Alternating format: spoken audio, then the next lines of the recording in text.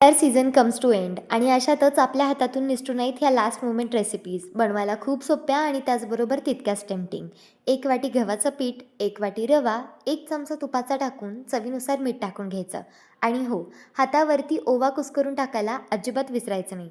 अशा रेसिपीजला ओवा हा लागतोच. घट्टसर कणिक मळून 15 मिनटं भिजू घालायची. आता कणिक झाली, सारण बनवूयात. तीळ, जिरं, अख्खे धणं आणि हिरवी मिरची करून बारीक पूड करून घ्यायची. पूड करत असतानाच त्याच्यामध्ये बेसन पीठसुद्धा हमखास टाकायचं. आता सारण बनवून झालं, मटार बॉईल करून घेऊयात. मटार थंड करून घ्यायचे आणि त्या मिक्सरला फिरवून घेऊन अलगद हलका हात देऊन सारण छान मिक्स करून घ्यायचं.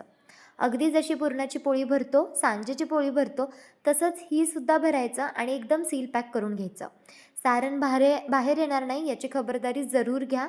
आणि मीडियम फ्लेमवरती 5 मिनटं, लो फ्लेमवरती 1 मिनटं आणि हाय फ्लेमवरती 1 मिनटं असं करून कचोरी डीप फ्राय करून घ्या.